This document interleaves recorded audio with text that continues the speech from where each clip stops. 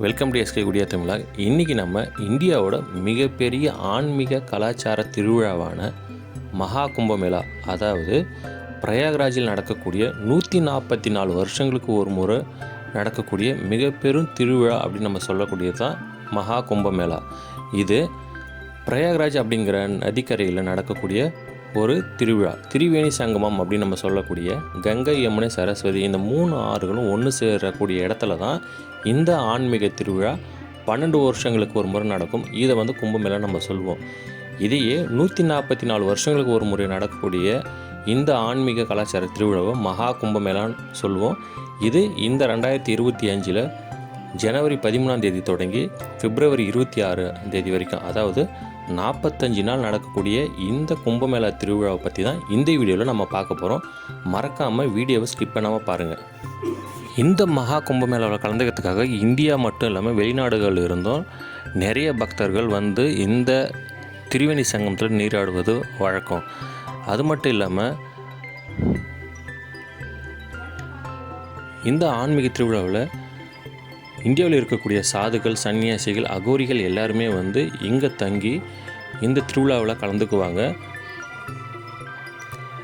இந்த வருஷம் நடக்கக்கூடிய இந்த மகா கும்பமேளாவில் ஏறக்குறைய 45 கோடி மக்கள், 45 கோடி பக்தர்கள் கலந்து கொள்வாங்க அப்படிங்கிறது கணிக்கப்பட்டிருக்கு. ஆனால் இப்போவே பார்த்திங்கன்னா ஏறக்குறைய ஒரு 20 நாள்களே பார்த்திங்கன்னா 30 கோடிக்கு மேலான பக்தர்கள் இந்த திரிவேணி சங்கமத்தில் புனித நீராடி இருக்காங்க.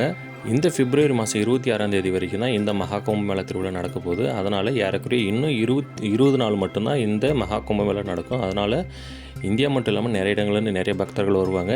நீங்கள் இதுக்கு மேலே இப்போ நீங்கள் அங்கே போகணுன்னு ஆசைப்பட்டீங்கன்னா, இல்லைனா இப்போ நீங்கள் போகிறதுக்கான பிளானிங் இருந்ததுன்னா இந்த வீடியோவில் நாங்கள் சொல்லக்கூடிய விஷயங்களை தெரிஞ்சுக்கோங்க. என்ன காரணம்னா, மகா கும்பமேளாவில் நம்ம அந்த நதிக்கரையில் நீராட்டுறதுக்காக ஏறக்குறைய 26 கேட் வச்சுருக்குறாங்க.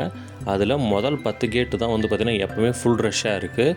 ஸோ எல்லா பக்தர்களும் போகிறதுனால மெயின் கேட் வழியாக போயிட்டு எல்லாருமே பார்த்திங்கன்னா அந்த முதல் 10 என்ட்ரன்ஸ்லேயே இருக்கிறதுனால நிறைய கூட்டமாக இருக்குது. அதனால் உங்களுக்கு பார்த்திங்கன்னா நிறைய பிரச்சனைகள், அதாவது அந்த கூட்ட நெரிசல் இல்லாமல் நீங்கள் தவிர்க்கணுன்னா மீதி இருக்கக்கூடிய கடைசியாக இருக்கக்கூடிய கேட் வழியாக நீங்கள் போனீங்கன்னா ரொம்ப காலியாக தான் இருக்கும். அதை தான் இந்த வீடியோவில் நீங்கள் பார்த்துட்ருக்குறீங்க.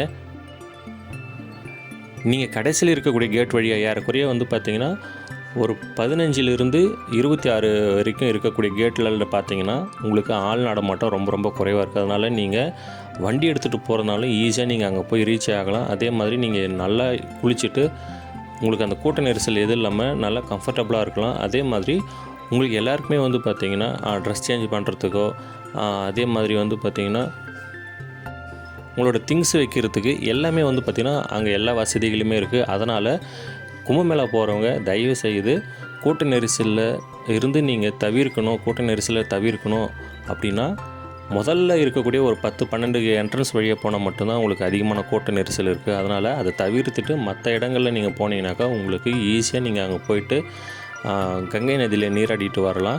ஸோ இந்த மகா கும்பமேளா அப்படிங்கிறது பார்த்திங்கன்னா 144 வருஷத்துக்கு ஒரு முறை நடக்கக்கூடிய திருவிழா அப்படின்னு நம்ம சொல்கிறதுக்கான காரணம் என்னக்கா, இந்த நாட்களில் பார்த்திங்கன்னா கிரகங்கள் எல்லாமே ஒன்று சேர்ந்து அதனோட சக்திகள் எல்லாமே அந்த திரிவேணி சங்கமத்துக்கு கிடைக்கிறதுனால அங்கே நம்ம நீராடினா நம்முடைய பாவங்கள் எல்லாம் போகும் அப்படிங்கிறது ஐதீகம்.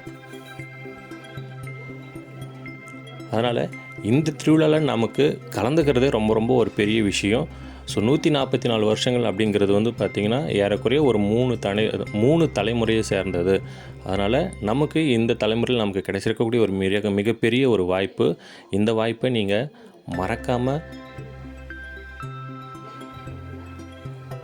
மறக்காமல் போயிட்டு நீங்களும் இந்த வாய்ப்பை பயன்படுத்திக்கோங்க.